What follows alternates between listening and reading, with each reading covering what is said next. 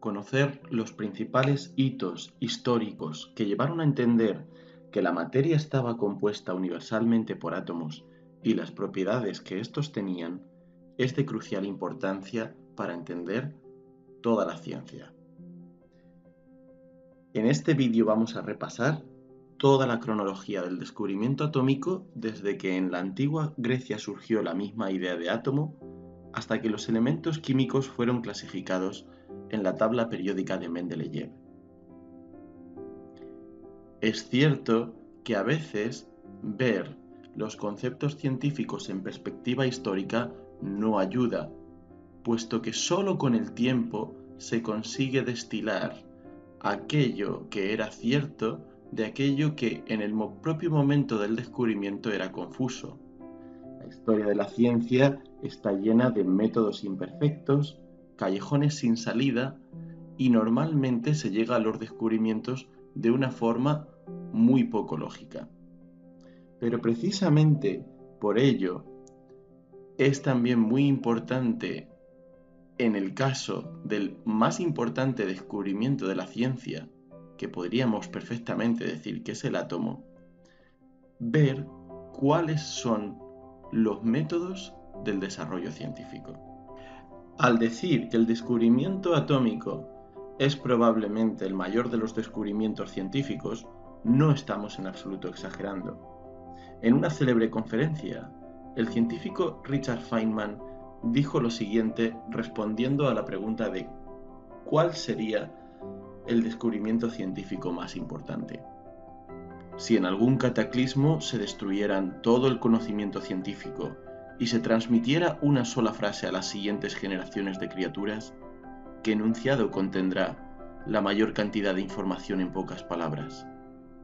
Creo que es la hipótesis atómica, que todas las cosas están hechas de átomos, pequeñas partículas en perpetuo movimiento, atrayéndose cuando están a una distancia pequeña, pero que se repelen cuando se aprietan el uno al otro. Ciertamente es enorme la información que hay contenida en este enunciado. De hecho, conocer la naturaleza de los átomos da explicación, en última instancia, a las grandes preguntas acerca de la realidad que nos circunda. ¿Por qué el cielo es azul? ¿Por qué brilla el sol? ¿Por qué los objetos son compactos y permanecen unidos? ¿Por qué algunas sustancias arden al aplicarles calor? ¿O bien, a qué son debidas los cambios de propiedades de las sustancias, las reacciones químicas como esta oxidación? Más aún, ¿qué hay detrás del sinfín de transformaciones químicas que posibilitan el metabolismo y la vida?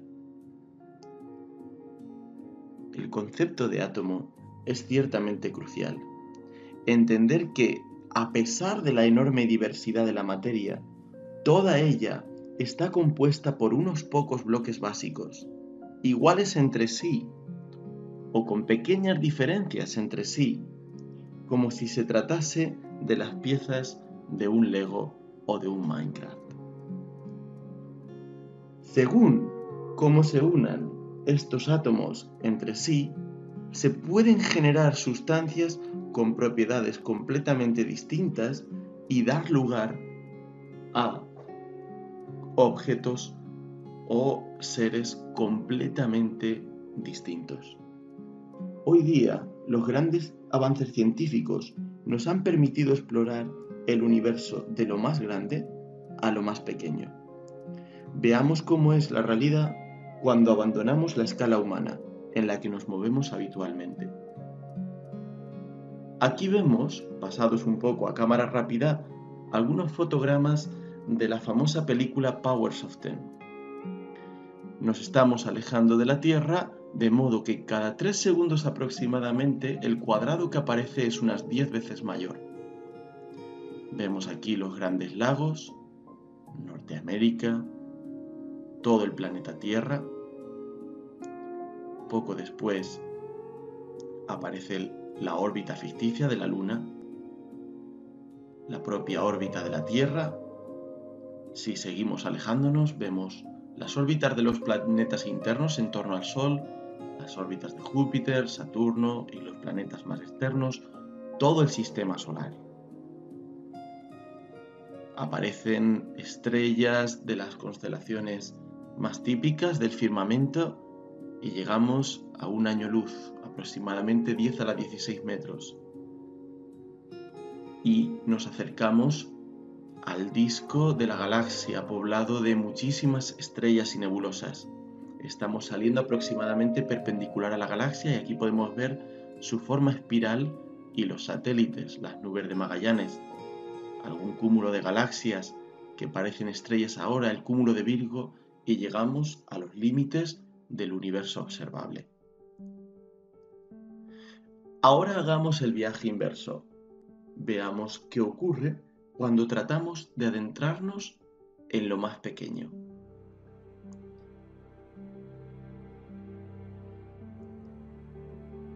Si comenzamos con una escala humana de 1 metro, ahora nos iremos acercando a razón de una ampliación de 10, de un factor 10 cada 6 segundos aproximadamente. Esto es 1 centímetro más o menos, podemos ver la estructura externa de la piel. Nos vamos a ir adentrando en ella. Al atravesar las capas de la piel, poco a poco podemos ver el colágeno, los capilares. Aquí vemos un linfocito, aproximadamente una micra, entrando por la pared porosa del núcleo de esta célula nos encontramos con las hebras de ADN. Si seguimos aumentando, podemos ver incluso la doble hélice de esta gran molécula donde se condensa la información de la vida, las bases que la forman, y nos vamos a meter en parte de esta molécula que está compuesta por 3 átomos de carbono y 1 de hidrógeno.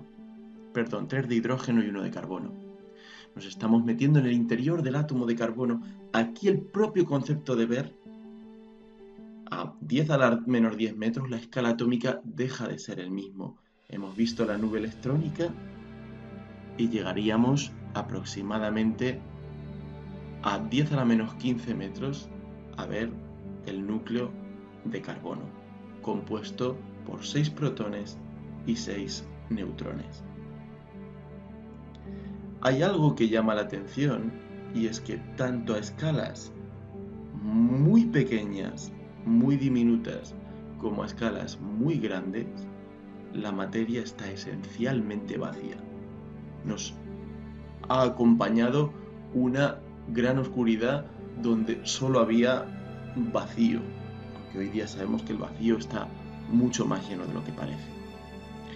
Podemos ver esto mismo con una simulación disponible en internet interactiva que vamos a ir moviendo. En este caso, en vez de adentrarnos, vamos a ir comparando tamaños de objetos distintos de índole muy diversa, y aquí podemos ver en una escala la potencia de 10 a la que nos vamos moviendo, donde las longitudes están en metros. Ahora mismo estaríamos en aproximadamente 10 a la 5 metros, esto es 100 kilómetros.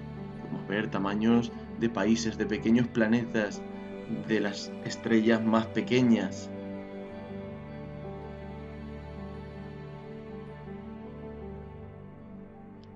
Estrellas mayores.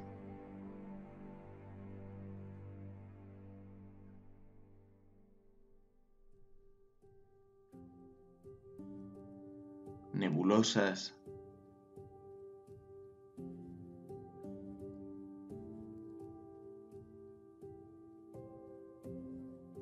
Incluso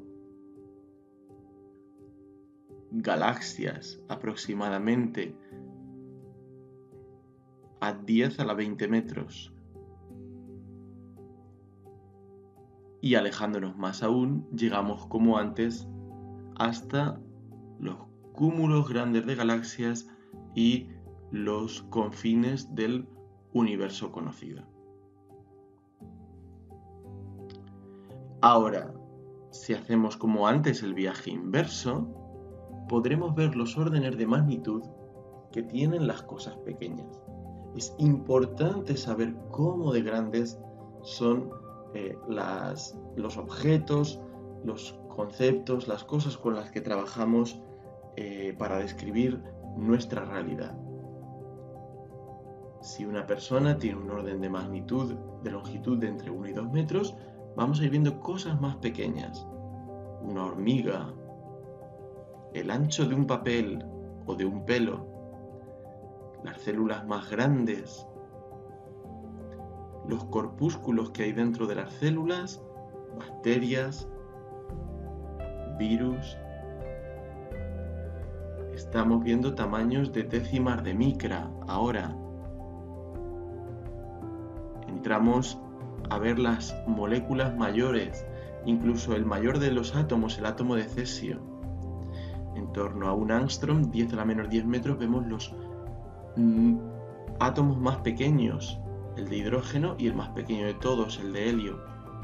Y luego vemos los núcleos desde el mayor estable, que es el de uranio, hasta el núcleo de hidrógeno. Si aún siguiésemos dentro, veríamos tamaños que ya no podríamos tal cual identificar con partículas concretas de la materia de la que estamos hechos, sino más bien partículas que fluctúan y median interacciones entre las partículas habituales, y finalmente llegaríamos a una mínima longitud, la longitud de Planck, donde el propio espacio empieza a ser un concepto difuso, de acuerdo con la mecánica cuántica. Bien. Ahora la pregunta es, sabemos que los átomos son muy pequeños, hemos visto que del tamaño aproximadamente de un ángstrom, de 10 a la menos 10 metros, pero ¿acaso es esto porque hemos podido verlos? ¿Se puede ver un átomo realmente? Bien. Lo cierto es que con el tiempo los microscopios se han ido volviendo más potentes. Incluso con un buen microscopio óptico tradicional se pueden ver los detalles, como aquí estamos presenciando, de la célula de una cebolla, cómo se está escindiendo y se ven los cromosomas en ellos. Incluso podemos ver detalles de los propios cromosomas usando un haz de electrones en un microscopio electrónico en lugar de un haz de luz. Se puede llegar aún más lejos. Aquí estamos viendo imágenes obtenidas hace apenas unos años de nanopartículas de platino, donde cada uno de esos puntitos es realmente un átomo. Una imagen que está obtenida con microscopio de barrido de efecto túnel. Más allá, intentar ampliar más allá de aquí, realmente cambiaría el concepto, como antes hemos dicho, de lo que es ver. De hecho, los microscopios más potentes que tenemos en la actualidad son los aceleradores de partículas, que nos permiten entrar dentro de ese mundo de partículas más pequeñas que el núcleo atómico, pero volvemos a incidir en que el propio concepto de ver cambia con respecto a la intuición que nosotros tenemos de él. Aquí podemos ver un gran hito tecnológico. En 1989 la compañía tecnológica IBM demostró su potencial siendo capaz de disponer átomos individuales de xenón en un sustrato de níquel, deletreando las letras de la compañía, con lo cual eran capaces de tener la precisión de mover átomos individuales y mantenerlos fijos, atrapados en una única posición. Por tanto, vemos que ya desde hace más de 30 años tenemos un cierto dominio sobre el mundo de los átomos. Pero, ¿cómo surgió la misma idea del átomo miles de años antes, cuando evidentemente no podían verse? En el siglo IV a.C., Leucipo y su alumno Demócrito barajaron por primera vez esta idea, la idea del átomo, para tratar de dar solución a una paradoja que había sido formulada por el maestro de ambos, Zenón de Elea. La paradoja que proponía Zenón consistía en una carrera en la que Aquiles persigue a una tortuga que le saca 100 metros de distancia. Claramente Aquiles se desplaza mucho más rápido que la tortuga, pero Zenón observó inteligentemente que cuando Aquiles llega a la distancia recorrida por la tortuga, ésta ya se ha avanzado, digamos 1/10 de la distancia que ha recorrido Aquiles. Cuando Aquiles vuelve a llegar a la posición donde la tortuga estaba, ésta se ha avanzado 1/10 de la distancia anterior. Este proceso, Zenón se dio cuenta de que se podía repetir indefinidamente, llegando a una conclusión bastante perturbadora, que es que Aquiles, contra lo que nos indica nuestra intuición, jamás lograría alcanzar a la tortuga. ¿Por qué ocurre esto? Esto ocurre porque en el fondo estamos pensando que podemos dividir cuantas veces queramos la distancia. La solución que dieron Leucipo y Demócrito es que, como esto sabemos que no ocurre, que Aquiles adelantaría en un tiempo finito a la tortuga, lo que está ocurriendo es que la materia no es algo continua, sino que está compuesta por elementos indivisibles llamados átomos y que no es posible dividir una distancia inferior a este átomo. De hecho, el propio concepto de átomo en griego viene de átomon, sin volumen. Hoy sabemos que esto es una idea completamente errónea. La resolución de la paradoja de Zenón vino prácticamente 2000 años más tarde, cuando Newton y Leibniz, al inventar el cálculo infinitesimal, se dieron cuenta de que puedes sumar infinitos trozos dando lugar a una distancia finita.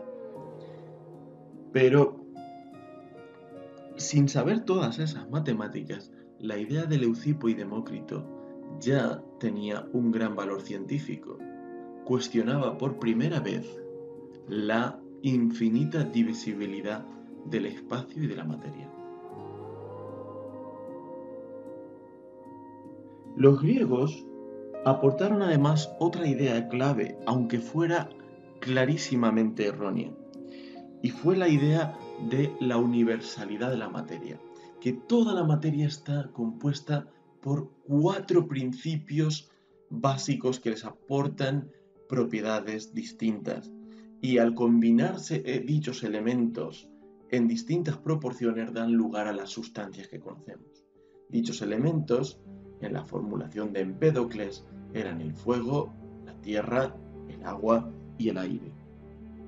La idea de que la materia está formada por unos bloques básicos lleva directamente a la siguiente cuestión: ¿cómo distinguir lo que es elemental de lo que es compuesto?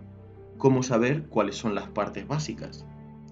Consideremos, por ejemplo, un mineral, la malaquita. ¿Es realmente, como diría Empédocles, tierra, un elemento básico, sin partes más íntimas? Para comprobarlo, lo machacaremos con un mortero y lo calentaremos a gran temperatura con un soplete.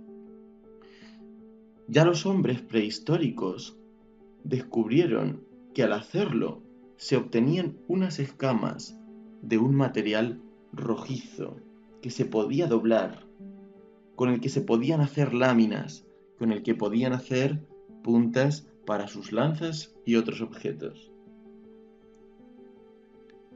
Estas escamas rojizas son cobre.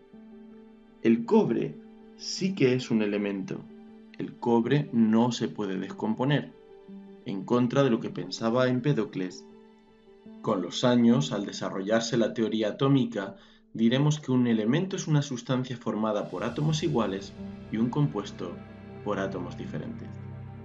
Podemos proceder de un modo similar para obtener plomo a partir de otro mineral, la cerusita, carbonato de plomo.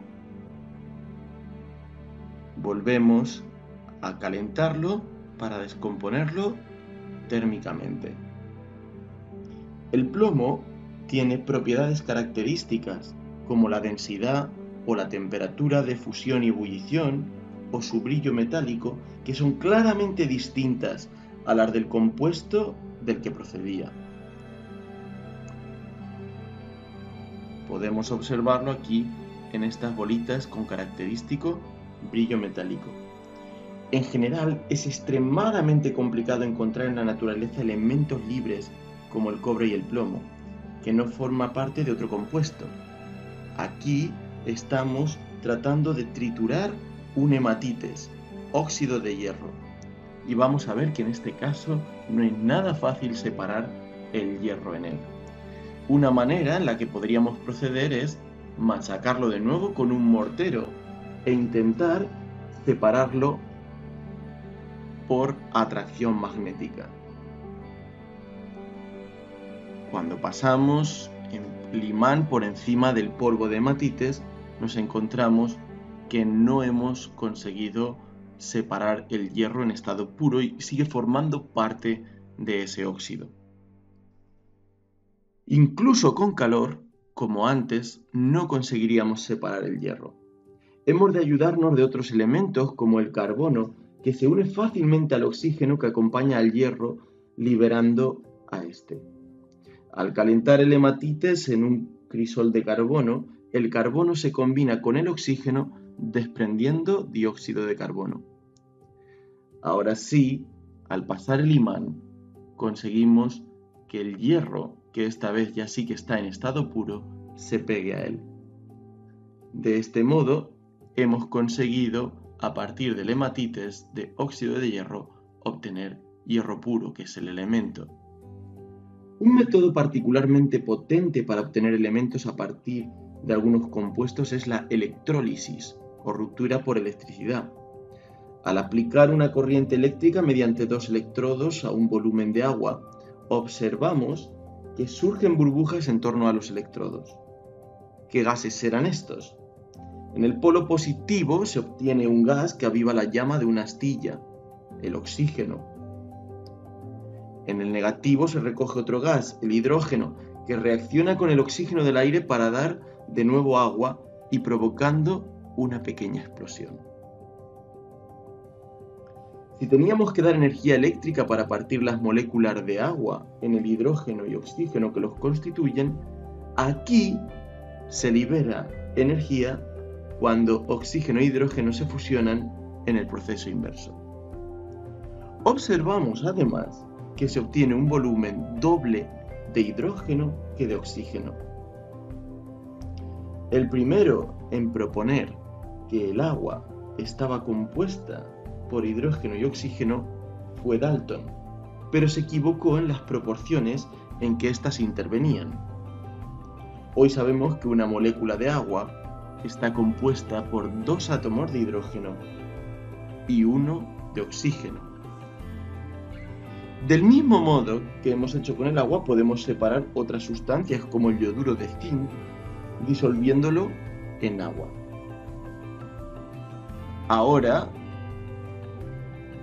al hacer pasar corriente, vemos cómo el zinc se deposita en el polo negativo, mientras que en el polo positivo aparece una masa marrón. Esa marrón se debe al yodo, que podría separarse con bastante trabajo después de filtrarlo, disolverlo en tetracloruro de carbono para separarlo de otras sustancias ahí presentes, decantarlo y cristalizarlo. Comenzamos a ver que la tarea del químico de obtener a partir de las sustancias que nos rodean los elementos básicos es tremendamente ardua. Durante siglos fue además una tarea que estuvo en manos de los alquimistas, quienes claramente con mucho tesón pero con poco rumbo trataban de encontrar el secreto que pudiera convertir otras sustancias en oro. Se trataba de una experimentación sin ningún tipo de criterio que produjo pocos frutos. aunque sí desarrolló algunos métodos que después serían importantes.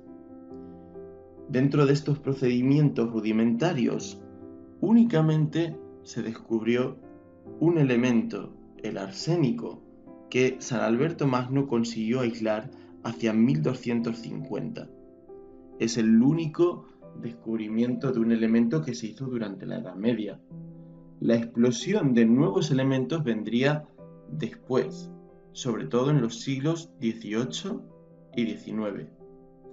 Apenas unos 10 elementos se conocían en estado puro desde la antigüedad, como el carbono o el cobre, que se podía separar muy fácilmente, como hemos visto. En el siglo XVIII, sobre todo después de la invención de la electrólisis, pudieron aislarse muchos más elementos. Después veremos que en el siglo XIX la espectroscopía y otros métodos consiguieron dar con más elementos aún. En el siglo XX prácticamente todos los elementos descubiertos corresponden a elementos inestables que se producen artificialmente y que tienen una duración tremendamente corta, que son todos los de la franja de los lantánidos, actínidos, etc. Bien, aquí podemos ver los países a los que pertenecían los descubridores de dichos elementos, aunque en la mayoría de casos no fueron descubrimientos de una única persona, sino que los descubrieron de forma simultánea varios científicos. Probablemente el giro que hizo de la química una ciencia seria, con rumbo, comenzó con Antoine Lavoisier, quien, montando su propio laboratorio avanzado y con la inestimable ayuda de su mujer, Marie-Anne, decidió realizar medidas tremendamente precisas de los cambios que tenían lugar en las reacciones químicas. Probablemente también la más fundamental de sus conclusiones fue la conservación de la masa, que a nosotros nos puede parecer obvia, pero que en absoluto lo era. Lavoisier, después de llevar a cabo un montón de reacciones químicas en la que pesaba todos los reactivos y todos los productos, concluyó que la materia se transforma, pero no se crea ni se destruye. Esto era vital para la idea de átomo, puesto que el átomo en sí mismo, si la materia estaba compuesta por ellos, debía de ser inmutable e indestructible. Para llegar a la conclusión de la conservación de la masa fue importantísimo tener en cuenta los gases que se producían en las reacciones químicas, especialmente en las combustiones. Es cierto que los gases tienen una masa muy pequeña que se tendía a despreciar, pero los efectos que tienen son importantes y los notamos cada día. Por ejemplo, en la presión atmosférica, cuando decimos que tenemos una presión de una atmósfera, esto significa que la columna de aire que tenemos sobre nosotros ejerce una fuerza igual a la que ejercerían 10.000 kilos por cada metro cuadrado. Esto significa que más o menos con la superficie que puede tener, por ejemplo, nuestra cabeza, estamos soportando unos 1.000 kilos de aire. O sea, que hay que tener en cuenta para explicar muchos fenómenos la masa de los gases. Y nadie mejor que Lavoisier para hacerlo. Y es que Lavoisier no solo fue capaz de medir la masa de los gases desprendidos en una combustión, sino que fue tratando de explicar el propio problema de la combustión como se convertiría en el padre de la química moderna. Y esto es porque prefirió priorizar los datos experimentales que él estaba obteniendo con gran precisión antes que explicaciones aparentemente intuitivas como la teoría anterior del flogisto, que ahora veremos. De hecho, el problema de la combustión era tan importante porque probablemente era la más común de las reacciones químicas que tenían lugar en la vida cotidiana de aquel entonces. Muchos químicos, abanderados por Stahl, pensaban que el fuego se debía a un principio que se desprendía en las combustiones, como parece indicar nuestra intuición, ya que se liberan humo, calor y luz. Este principio se denominó flogisto. La teoría del flogisto se había aceptado durante más de un siglo, porque permitía aparentemente explicar fenómenos como la oxidación de los metales. Y es que cuando el mineral de hierro se calienta en presencia de carbón, el flogisto proveniente del carbono se une al mineral de hierro para formar hierro metálico, mientras que cuando un metal se expone al aire o al agua, este libera su flogisto mientras se oxida. En la teoría del flogisto, el mineral y no el metal es el elemento básico, mientras que el metal es el compuesto que se forma al combinarse con el flogisto. Esto suponía evidentemente algunas contradicciones, como el hecho de que el metal oxidado o cal pesaba más que el metal en estado puro, aun habiendo perdido flogisto, pero esto se consideraba secundario o directamente no era objeto de medida. Lavoisier, en una serie de espectaculares experimentos conducidos en público, usó unas lentes enormes para concentrar el calor sobre una muestra. Lavoisier tomó una cal u óxido de plomo mezclada con carbón en un crisol dentro de una campana de vidrio parcialmente llena de agua. Al focalizar la lente sobre ella, mientras el óxido de plomo se transformaba en el metal, se liberaba un gas que llegaba a ocupar un volumen 1000 veces mayor que la sustancia que sufría la combustión. Para Lavoisier la implicación estaba clara: si se liberaba aire al convertir la cal en un metal, esto debía ocurrir porque se había absorbido aire en la formación de la cal. ¿Era el aire la razón por la que la cal pesaba más que el metal? La clave de lo que estaba pasando vino del otro lado del Canal de la Mancha, donde el clérigo Joseph Priestley estaba estudiando lo que se conocía como cal roja de mercurio, un óxido de mercurio que se usaba con aplicaciones terapéuticas. El mercurio es un material extraño, un metal líquido a temperatura ambiente. Los químicos habían notado que esta cal de mercurio era algo especial, pues podía obtenerse mercurio de ella únicamente calentándola, sin carbono como fuente de flogisto. En agosto de 1774, Priestley usó su propia lente para quemar una muestra de este óxido de mercurio. Priestley había aprendido a recoger gases sobre agua, y así pudo obtener muestras del gas que se había producido. Observó que, a diferencia de lo que haría el aire normal, este gas conseguía inflamar una vela y no apagarla. Es más, este gas que había producido calentando el óxido de mercurio conseguía prender muchísimo más la llama. También experimentó con ratones.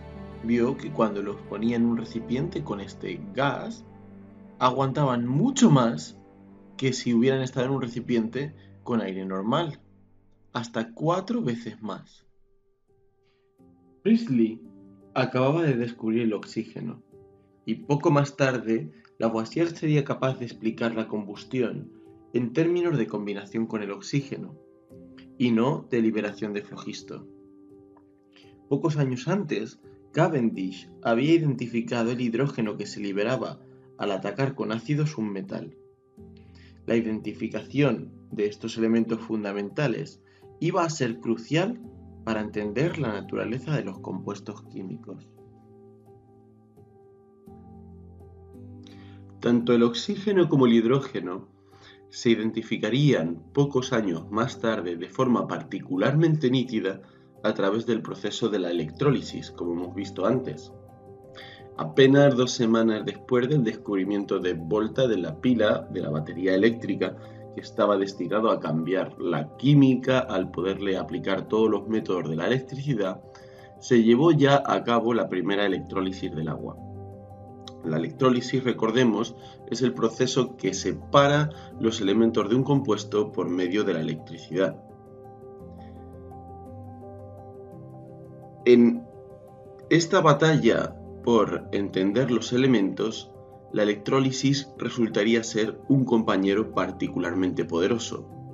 Tan solo entre 1807 y 1808, Humphrey Davy aisló con esta técnica hasta 5 elementos: el potasio, el sodio, el bario, el calcio y el magnesio.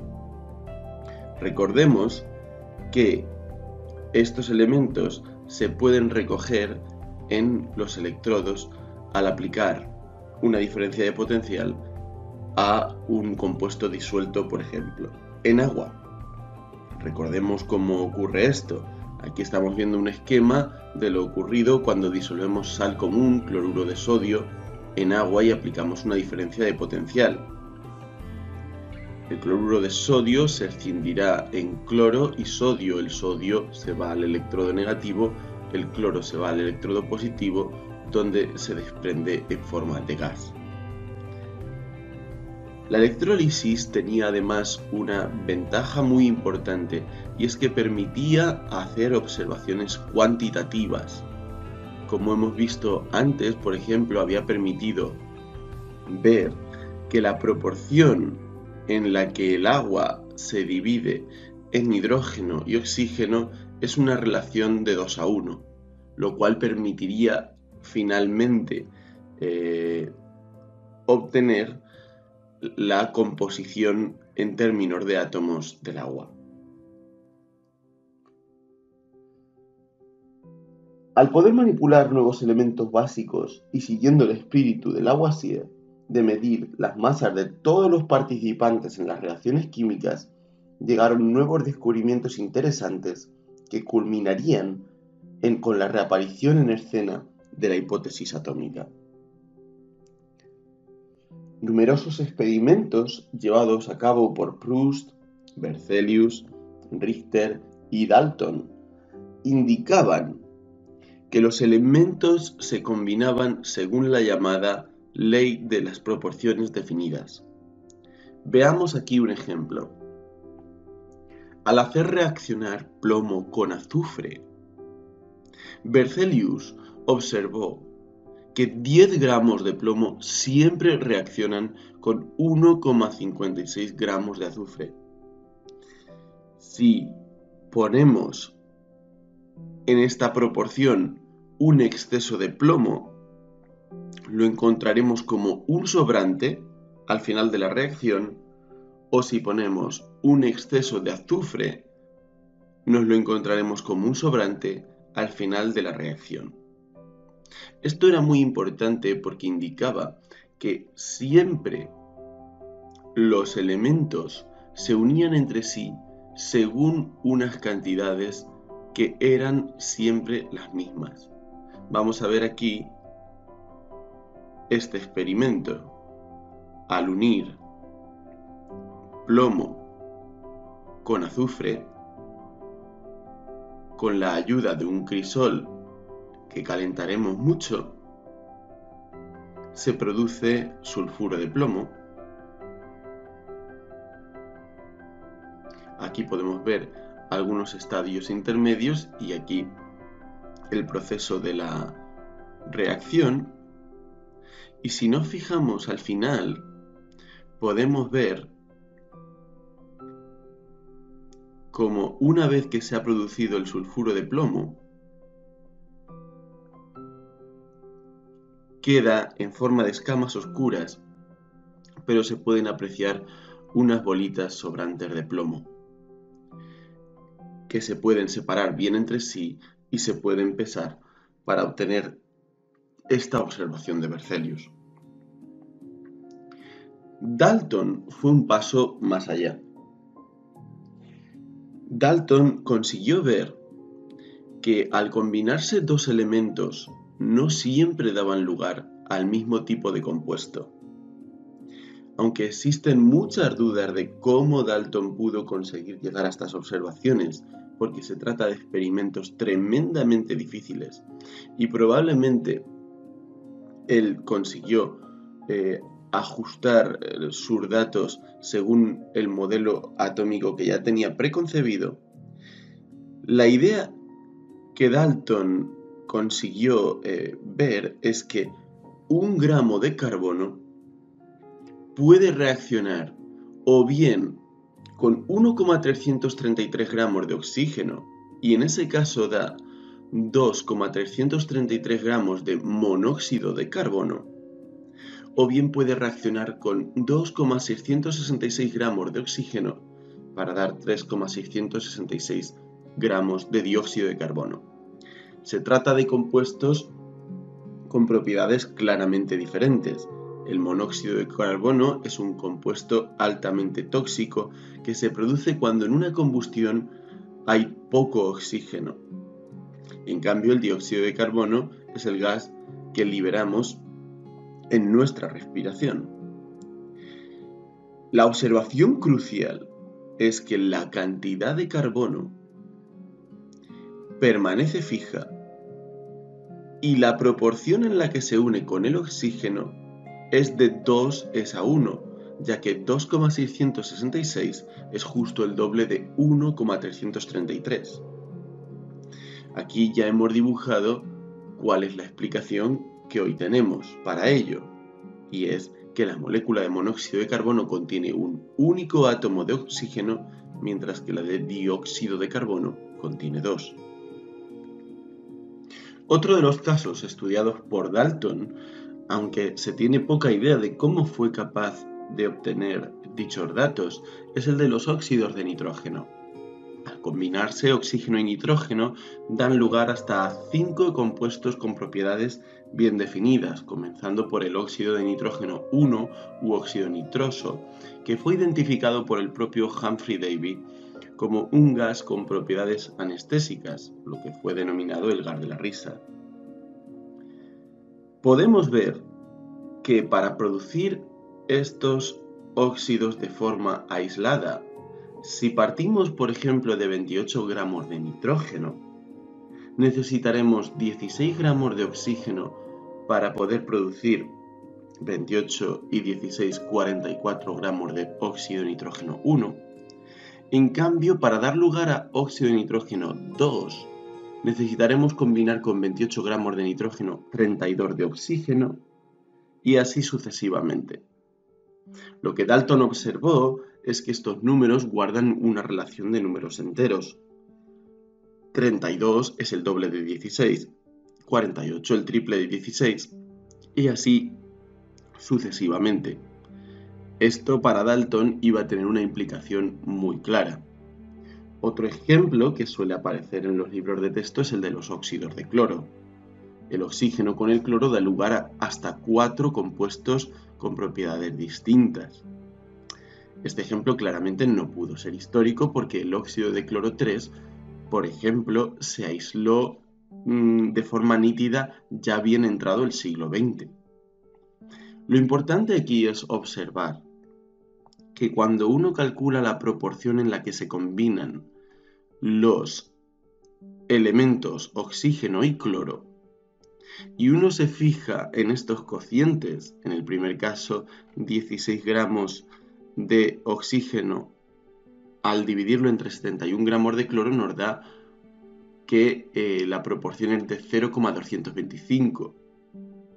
Al hacerlo con el óxido de cloro la proporción es de 0,676, etcétera, etcétera. Lo importante es darse cuenta que estos números, de nuevo, no son números al azar, sino que, por ejemplo, 0,676 es esencialmente el triple de 0,225. Hoy sabemos que estos números 1, 3, 5 y 7 lo que nos están indicando son el número de átomos de cloro que se están combinando con 2 átomos de oxígeno. Estos descubrimientos recibían el nombre de leyes ponderales, en particular ley de las proporciones múltiples, y serían una guía clara hacia el átomo.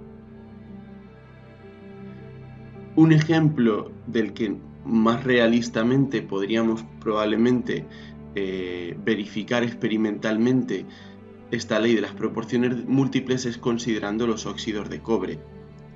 El cobre se presenta en 2 formas minerales, con el óxido de cobre 2 que se suele llamar tenorita como mineral, y el óxido de cobre 1 de color rojizo, que lo encontramos en la cuprita, aunque vuelve a ser muy complicado encontrar estos elementos de forma completamente pura en un mineral.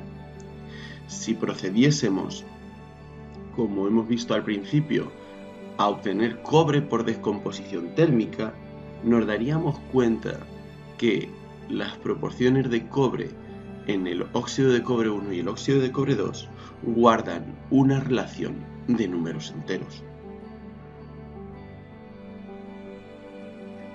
Dalton pues lo tenía claro.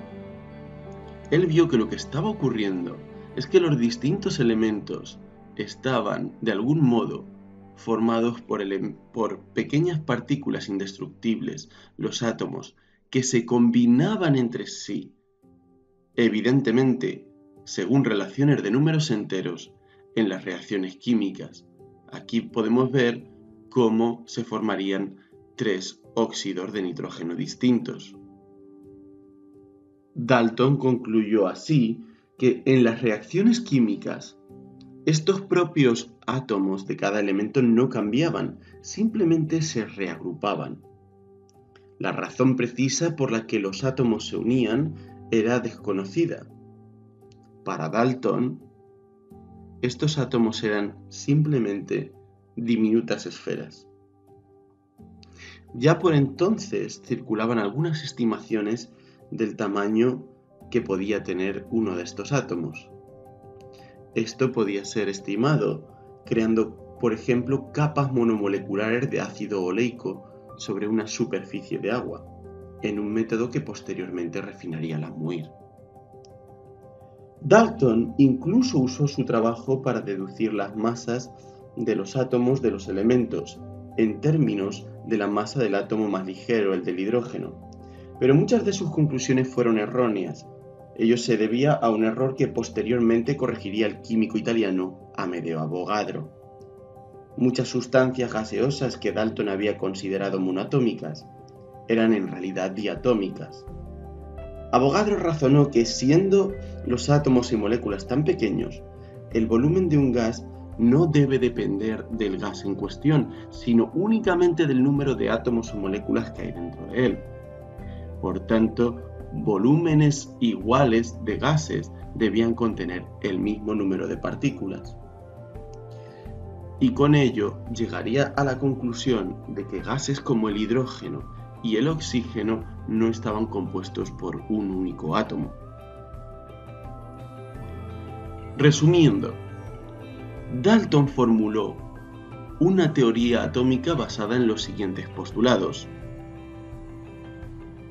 Primero, que la materia está formada por partículas muy pequeñas que, en honor del trabajo de los antiguos griegos, llamó átomos, que son indivisibles, no se pueden destruir ni siquiera en las reacciones químicas. Segundo, los átomos de un mismo elemento son iguales entre sí, mientras que los átomos de diferentes elementos son diferentes entre sí, en particular tienen una masa diferente. Y tercero, estos átomos se combinan para formar compuestos, evidentemente en relaciones numéricas simples, de números enteros. Esto es el principal logro de la teoría de Dalton, que consigue explicar la ley de las proporciones múltiples. Por ejemplo, al formarse agua, la relación entre oxígeno e hidrógeno es de 2:1. Como hemos dicho, Avogadro dio un paso crucial para poder entender algunas cosas que fallaban en esta teoría de Dalton, dándose cuenta de que volúmenes iguales de distintas sustancias gaseosas, medidos a iguales condiciones de presión y temperatura, por ejemplo, en condiciones ambientales habituales como una atmósfera de presión y unos 25 grados centígrados, estos volúmenes debían contener el mismo número de átomos o moléculas, algo que fue ratificado bastantes años más tarde teóricamente. Pero esto tenía implicaciones muy claras. Si los gases fueran monoatómicos, Por ejemplo, cada 2 volúmenes de hidrógeno y 1 de oxígeno debería obtenerse un volumen de agua. Esto quiere decir, si el hidrógeno fueran simplemente átomos de hidrógeno simples y el oxígeno gas fuera simplemente átomos de oxígeno, al juntarse se juntarían un átomo de hidrógeno y uno de oxígeno y darían lugar a una molécula de agua. El número de moléculas de agua sería igual al de átomos de hidrógeno y al de átomos de oxígeno y se obtendría un solo volumen de agua. Sin embargo, experimentalmente se comprueba que 2 volúmenes de hidrógeno reaccionan con un volumen de oxígeno para dar 2 volúmenes de agua. Y Avogadro llegó a la conclusión correcta de que el hidrógeno gas consta de moléculas con 2 átomos de hidrógeno, igual que el oxígeno gas consta de moléculas compuestas por 2 átomos de oxígeno. La teoría de Avogadro se encontró al principio con bastante resistencia, porque se sospechaba que las moléculas, los compuestos estaban unidos por fuerzas eléctricas, por compuestos que eran positivos y negativos, tal y como parecía demostrar la electrólisis. En cambio aquí, ¿qué iba a unir 2 átomos iguales? Dalton y Avogadro habían imaginado la materia como compuesta por una infinidad de bolitas que interaccionan entre sí.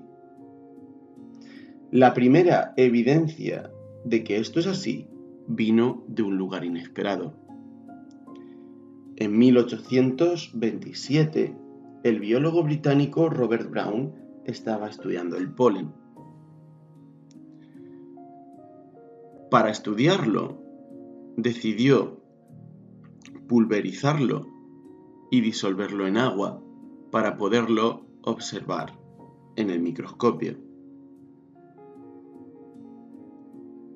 Cuando hizo esto, se encontró con un inconveniente.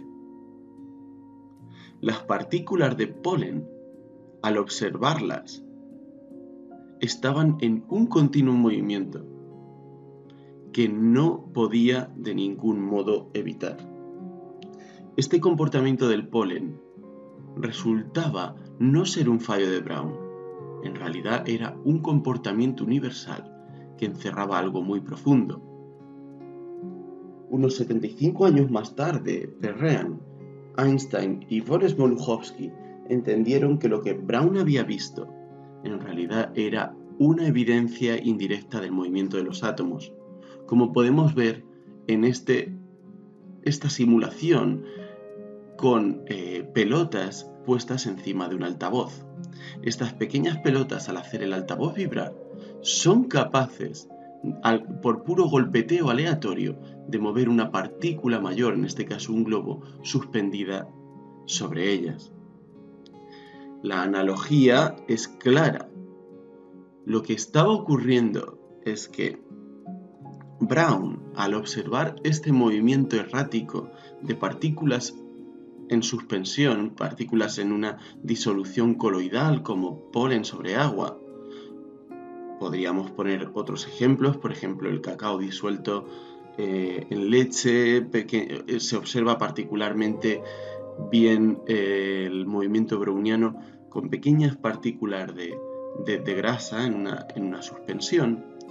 Este movimiento era debido al movimiento caótico de los átomos y las moléculas, que por su propio golpeteo aleatorio conseguían mover partículas mucho mayores que ellos. Aquí podemos ver alguna animación de cómo funciona esto. La partícula grande amarilla sería la partícula que podemos observar. Los átomos no los podemos observar, estas pequeñas bolitas negras, pero su efecto aleatoriamente es el que se va llevando en direcciones aleatorias a esta partícula. Se trataba, pues, de la primera observación indirecta de los átomos y moléculas. Esta imagen de los átomos y moléculas en continuo movimiento en el interior de las sustancias había sido concebida ya hacia 1860 por Maxwell y Boltzmann, dos de los genios de la física más relevantes en toda su historia. Ellos entendieron que la temperatura no era sino una manifestación de la energía media que tenían los átomos y moléculas moviéndose continuamente de forma aleatoria.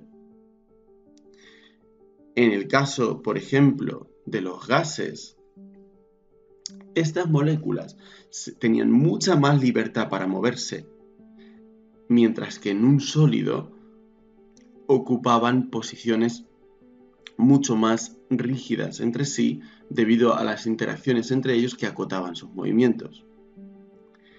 En el caso particular de los gases, que son mucho más simples, consiguieron derivar todas sus propiedades termodinámicas, por ejemplo, todas las relaciones entre presión, volumen, etc., a partir del movimiento de la mecánica de sus átomos constituyentes. Y esto fue una gran evidencia a favor de la existencia de átomos.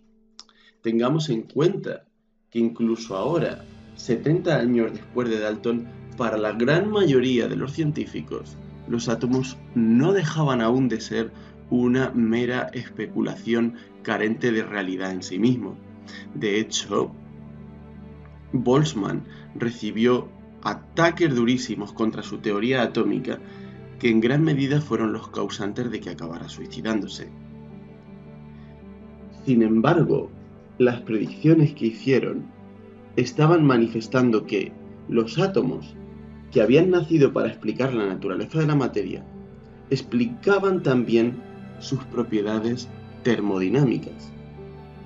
Cosas como por qué el calor siempre va de un cuerpo caliente a un cuerpo frío, tenía ahora una razón clara, y es que en un movimiento aleatorio se pasa el movimiento por puros choques de las moléculas que son más rápidas, a las que correspondería una temperatura mayor, a las moléculas que son más lentas, tendiendo a igualar sus velocidades. Esto se ilustra en esta animación, donde los átomos en naranja corresponden a un cuerpo caliente y transmiten su vibración a los átomos circundantes de alrededor, tendiendo a igualar las velocidades con las que vibran. Esto es, un cuerpo caliente rodeado de un cuerpo frío tienden al equilibrio térmico, igualando sus temperaturas. Así pues, la hipótesis atómica era capaz de explicar muchas cosas, pero estaba lejos de haber revelado todo su poder. Iba ahora a responder una de las preguntas más importantes de toda la ciencia. ¿Cuál es el origen de la luz?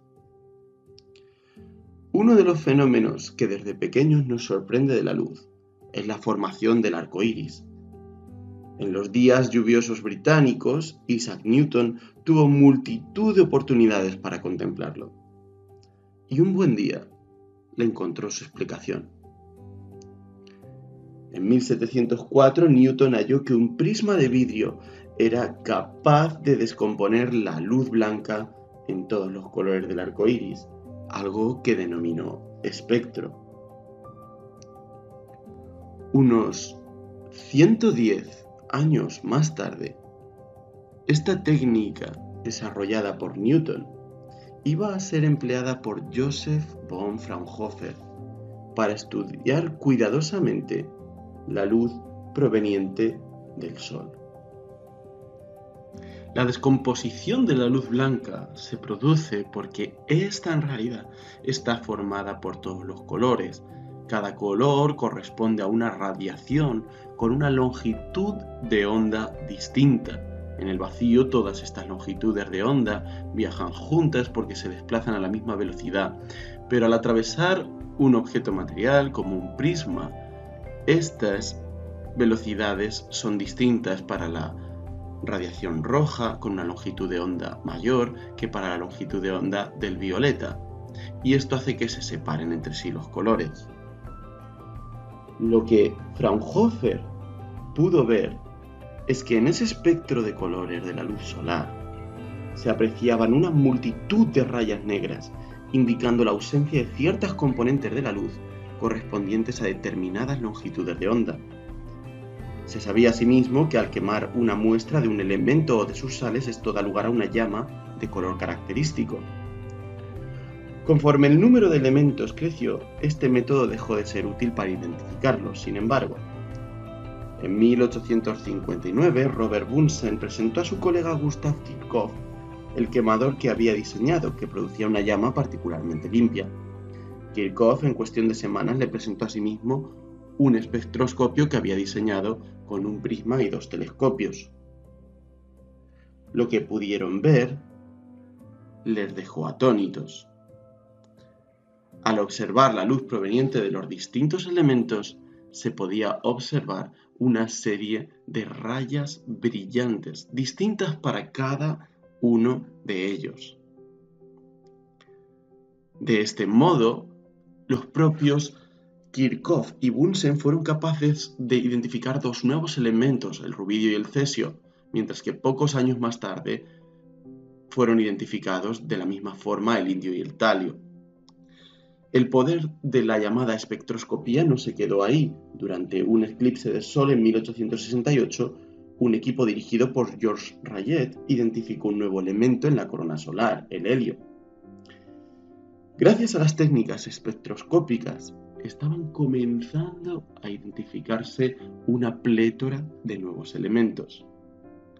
En el jardín de la química comenzaban a aflorar un sinfín de sustancias elementales nuevas. Para recapitular, la luz está compuesta por radiaciones de longitudes de onda diversas. Una longitud de onda mayor corresponde a la luz roja, mientras que una longitud de onda menor corresponde al violeta. O en términos de la frecuencia de oscilación de la onda, esta es mayor para el violeta y menor para el rojo. De hecho, la luz visible es solo una parte del llamado espectro electromagnético. Las distintas radiaciones que tienen longitudes de onda menores o mayores que el violeta y el rojo, respectivamente, no se pueden ver con los ojos y corresponden desde las ondas de radio para longitudes de onda muy largas, pasando por las microondas, los infrarrojos, el calor que recibimos por ejemplo del sol, y más allá del violeta tendríamos la luz ultravioleta y con frecuencias enormemente grandes los rayos X y los rayos gamma.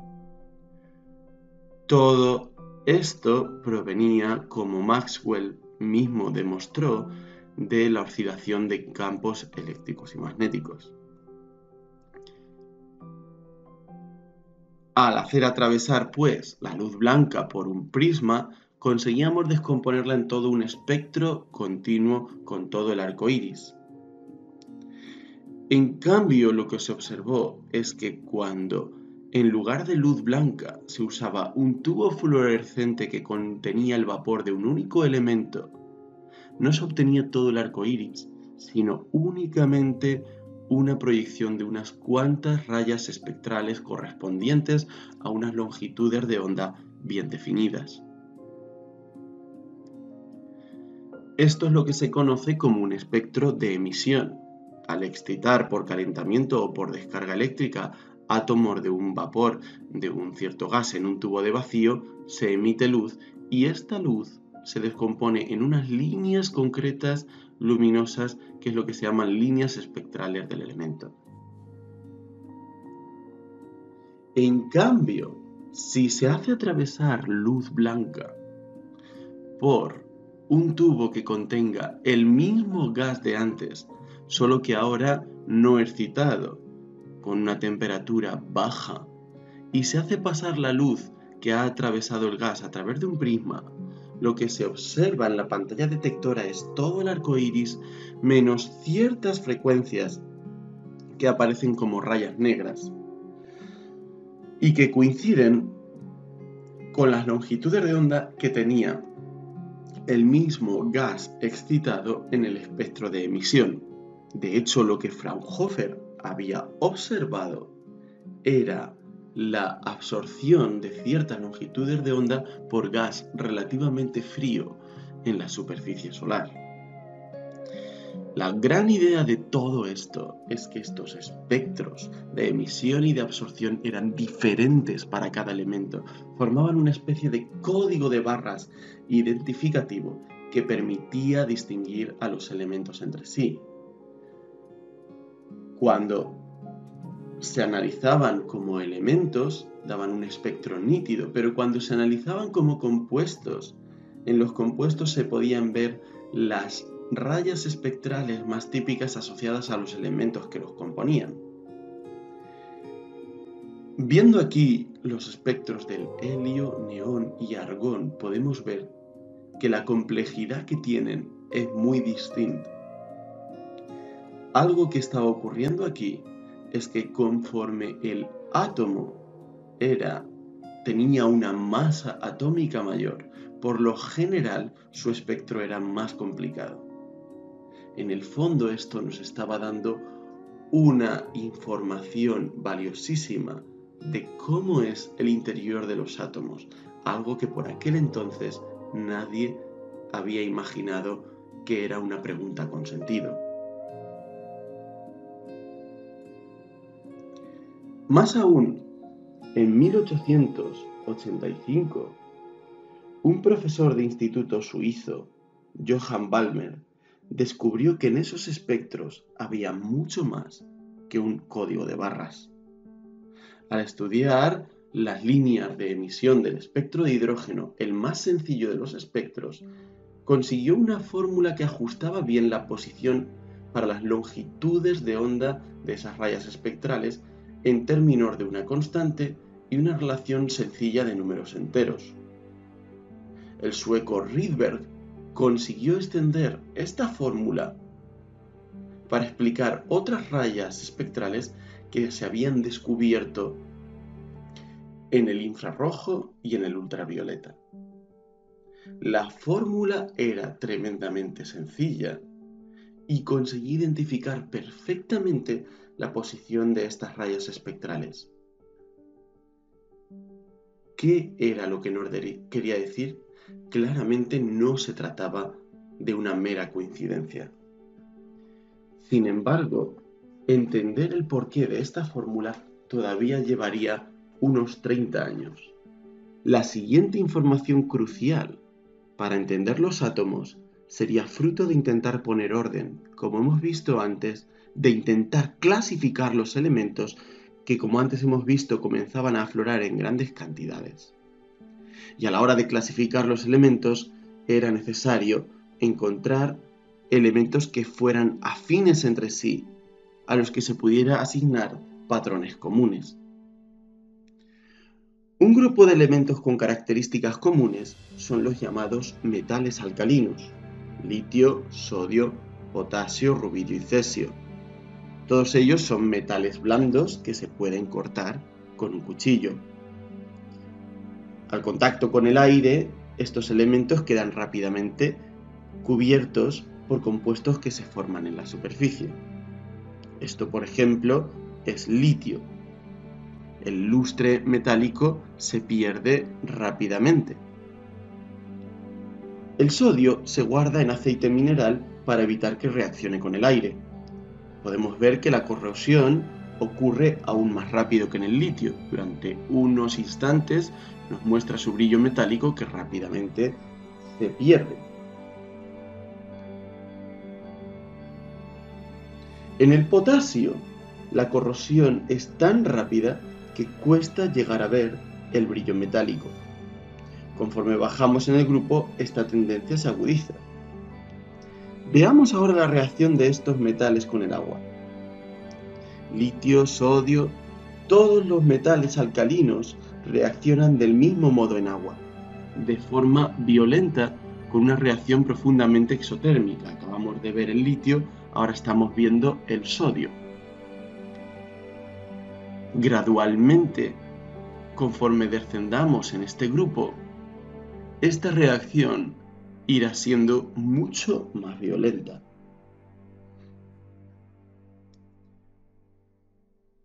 Vemos aquí la interacción del potasio con el agua. La reacción es tan exotérmica que el hidrógeno que se desprende se inflama rápidamente.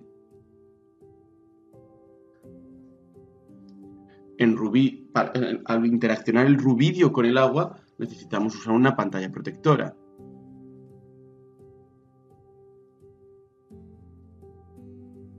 Por último, intentémoslo con el cesio.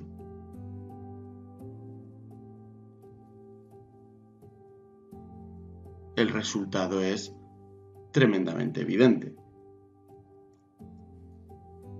Lo importante aquí es ver que todos estos elementos tenían un comportamiento químico muy similar y unas propiedades como el brillo metálico, la reactividad con el aire muy similares. Estas similitudes eran bien conocidas para los químicos de la época y tendían a agrupar estos elementos dentro de una misma familia. Algo similar sucedía con los elementos llamados halógenos. El flúor, incoloro a la izquierda, el cloro con un color amarillo verdoso, el bromo rojizo y el yodo rosáceo. Flúor y cloro son gases a temperatura ambiente, mientras que el bromo es un líquido y el yodo es un sólido.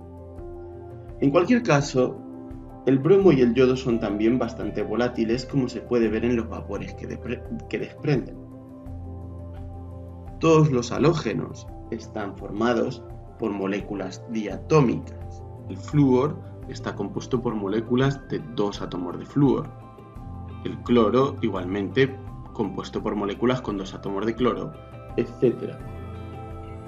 Veamos ahora cuáles son las propiedades de reactividad de estos elementos. El flúor reacciona en general a lo bestia con otros elementos. Una corriente de flúor instantáneamente inflama lana de hierro o carbón, como vemos aquí.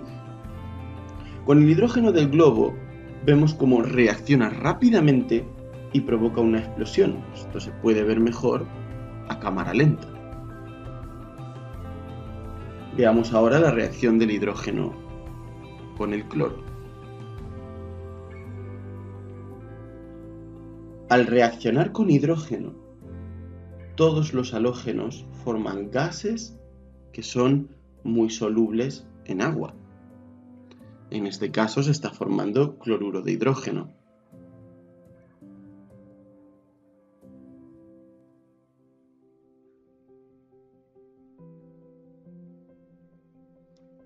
Aquí podemos ver el agua disolviendo el cloruro de hidrógeno para dar lugar a ácido clorhídrico. Veamos ahora cómo reaccionan los halógenos con aluminio. Con flúor produce una reacción instantánea. Para que reaccione con el cloro hay que darle al principio algo de calor, después la reacción se mantiene ella misma.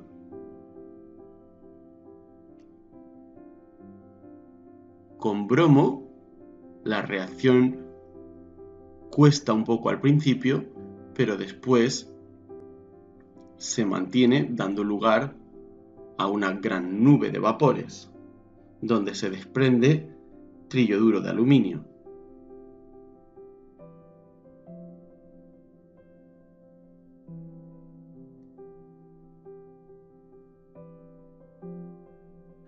La reacción es igualmente espectacular en el caso del yodo.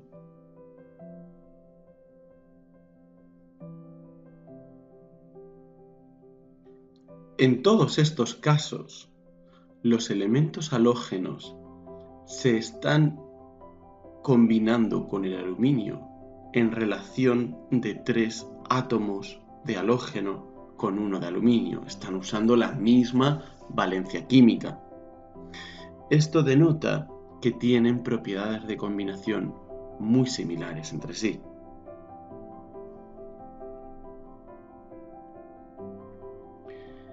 Otro criterio que iba a ser muy importante a la hora de ordenar los elementos es que estas regularidades se apreciaban de forma periódica cuando ordenábamos los elementos por masa atómica creciente. ¿Qué quiere decir esto? Esto quiere decir que si comenzamos con el hidrógeno, el más ligero de los elementos, y vamos poniendo todos los elementos del más pequeño al más grande, cada cierto número de ellos siempre se repetían propiedades químicas afines. Una primera sistematización de esto fue intentada por Dobereiner con sus tríadas. Agrupó elementos que le parecían tener propiedades similares en grupos de 3, por ejemplo, el litio, sodio y potasio, que hemos visto antes dentro de los metales alcalinos, y observó que propiedades como su masa atómica seguían un cambio gradual, desde la masa de 7 del litio, 7 quiere decir 7 veces superior a la del hidrógeno, hasta la masa del sodio, una masa de 23, van 16 unidades, que son las mismas que van desde el sodio hasta el potasio. Las tríadas de Dobereiner eran muy limitadas. Un avance importante vendría con un geólogo francés, Jean Courtois, quien observó, disponiéndolos de una forma curiosa en una hélice, que cada cierto número de elementos, unos 7, se iban repitiendo las propiedades químicas de los elementos que caían en la misma vertical. No obstante, Jean Courtois cometió varios errores, incluyendo algunos iones como si fueran elementos, en su análisis, y este pasó bastante desapercibido. Poco más tarde, Newlands dio en el clavo. Se dio cuenta de que al ordenar los elementos conocidos por masas atómicas crecientes, estos repetían sus propiedades cada 7 aproximadamente. El litio, el sodio y el potasio tenían propiedades similares, del mismo modo que berilio, magnesio y calcio compartían muchas propiedades químicas.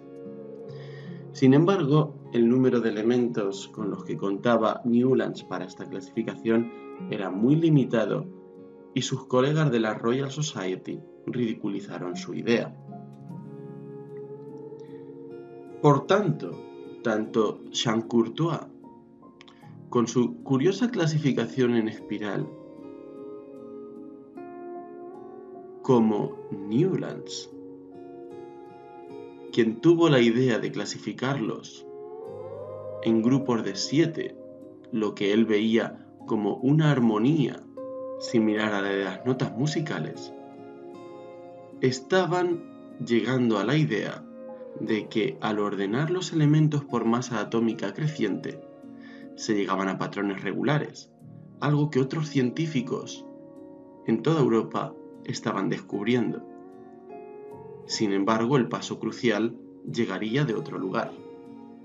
Nacido en Tobolsk, Siberia, Dmitri Mendeleev llevaba años tratando de encontrar patrones entre los elementos químicos.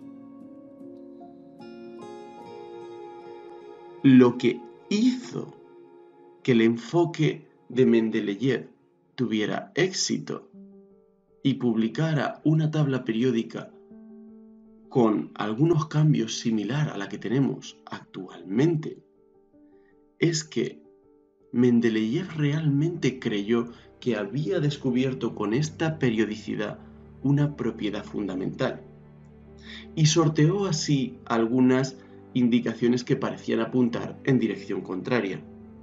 Por ejemplo, tuvo el valor de dejar huecos en elementos que él dijo que aún no se conocían.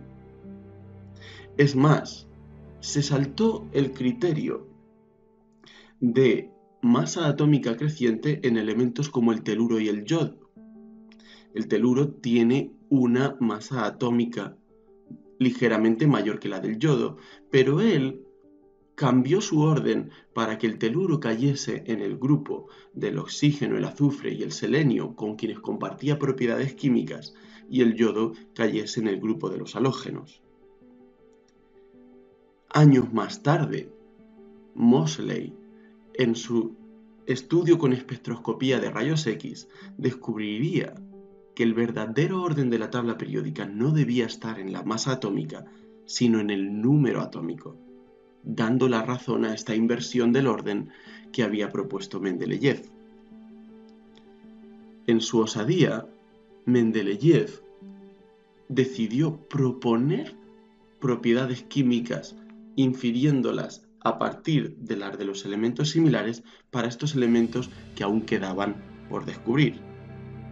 Uno de ellos es el que él llamó ecasilicio, y que poco más tarde se descubriría efectivamente como germanio. Las propiedades predichas por Mendeleev resultaron coincidir prácticamente con las del nuevo elemento descubierto. Esta predicción de Mendeleev resultó tan acertada que pocos dudaron de que Mendeleev había encontrado algo muy fundamental en la estructura de los elementos químicos. Poco más tarde aparecería un problema, cuando Ramsay descubrió el argón, un elemento que no interaccionaba con ningún otro. El argón no tenía un sitio en la tabla periódica y la situación fue aún peor cuando Ramsay consiguió aislar también el helio, que ya se había visto en el espectro solar. El propio Ramsay descubriría asimismo neón, kriptón y xenón. Y al hacerlo, lo que parecía un problema, de repente fue una confirmación espectacular de la ordenación periódica de Mendeleev, ya que en los huecos de las masas atómicas de estos elementos justo coincidían en un grupo de su tabla periódica, el grupo de los gases nobles. La tabla periódica iría evolucionando progresivamente hasta su forma actual, y es tan importante porque encierra claramente algún secreto de la naturaleza de los átomos. Y es que tenemos una multitud de átomos diferentes, pero cuando los agrupamos, resulta que algunos de ellos tienen propiedades químicas muy similares. ¿Realmente son tan diferentes los átomos? Esto lo veremos en un próximo vídeo.